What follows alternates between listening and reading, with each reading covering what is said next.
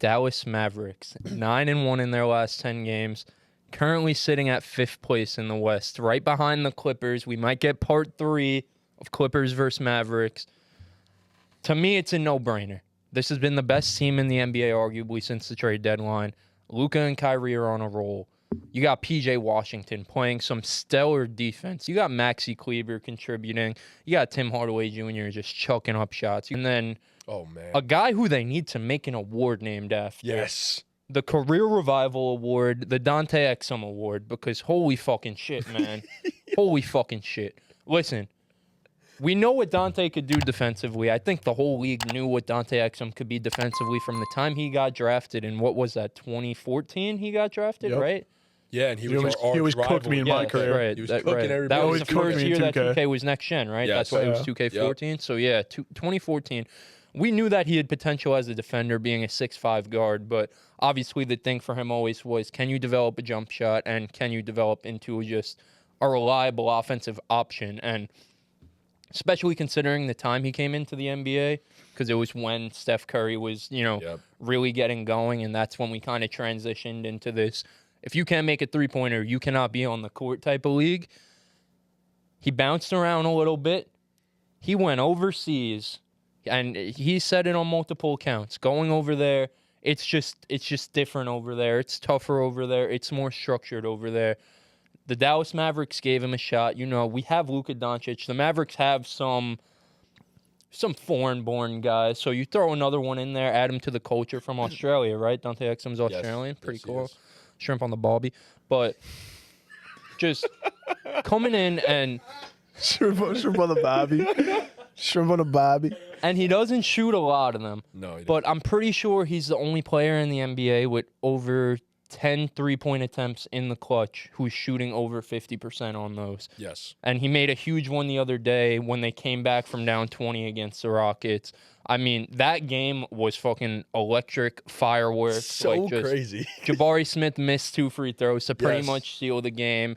Ime Udoka gets up on the press conference and pretty much says, not ready. My philosophy is we foul when we're up 3.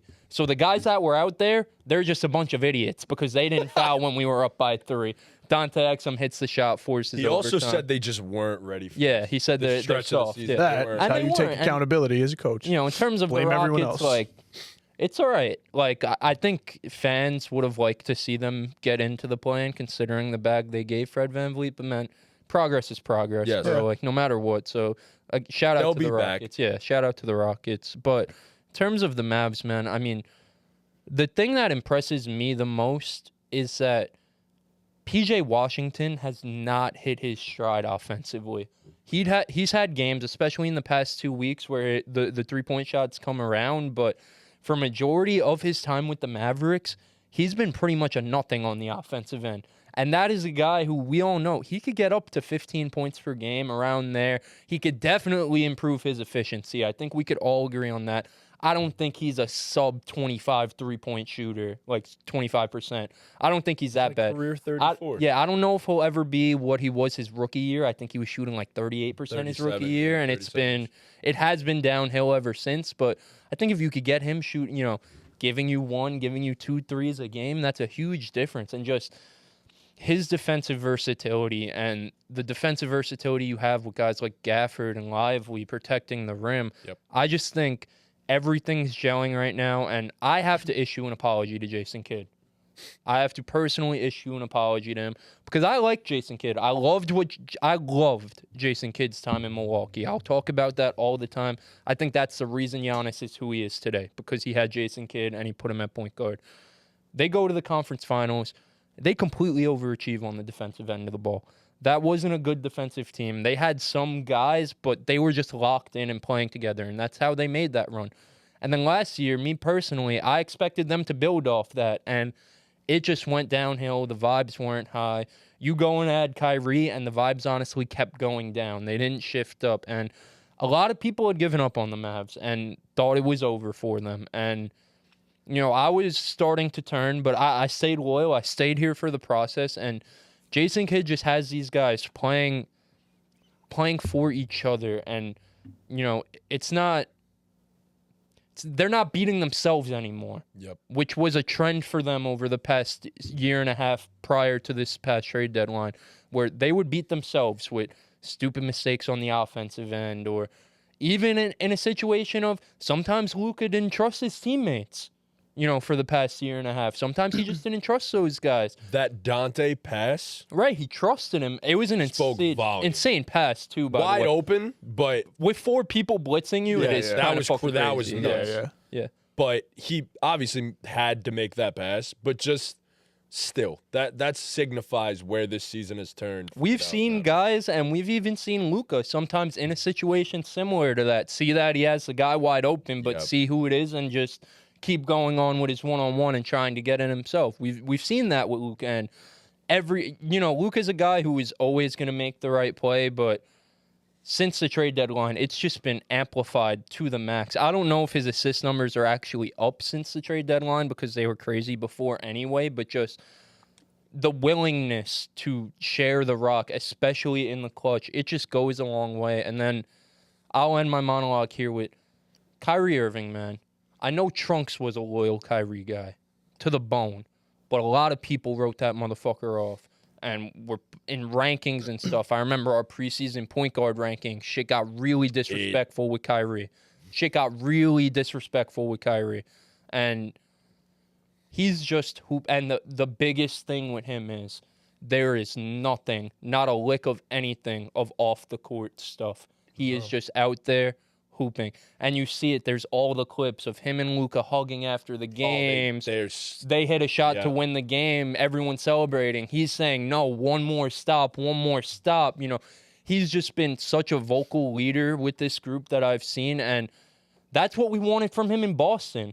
A bunch of young guys who haven't been there before. You've been to the top of the top, and you did it with the top of the top. So you saw what you need to do to be that guy and to lead a team.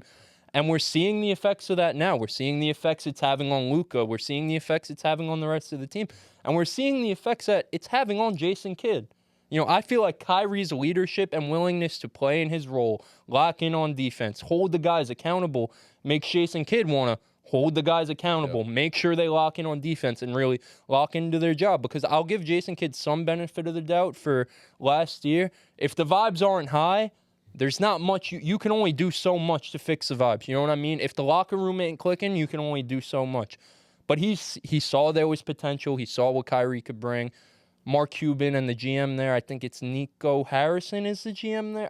Don't quote me on that. Nico something is the GM there. But they saw what they had with this group. They went all in at the trade deadline, and this is the hottest team in basketball right now. I've been saying it since the Kyrie trade. I don't care about what their record is, what the wins and losses say, but the wins and losses, the past month and a half have been very nice and helped the case too. But you do not want to play this team in a 7-game series.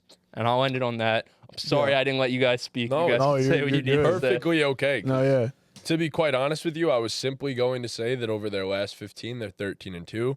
They have currently the best defensive rating in the NBA over their last 15 games. They're top 10 since the All-Star break, if you want to go back even further. They've done everything that I questioned whether they could do or not, which is exactly what I wanted to see.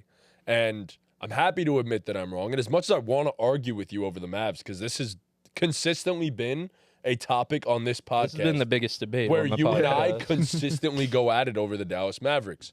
But I can't argue it because they've just been that damn good. And the people that they've picked up have fit in perfectly. Kyrie Irving, Luka Doncic, bought in on the defensive end, which trickles down to every other guy on the roster. Because if we're going to do it with how much we got to do on the other side of the ball, you know damn well you better be fucking doing it on the other side, because we don't rely on you guys to do all that on offense. We do all that. So if we're going to buy in on defense, you better do the same. And I love it. I think it's been great. This is the most fun I've seen Kyrie Irving have playing basketball in a very long time.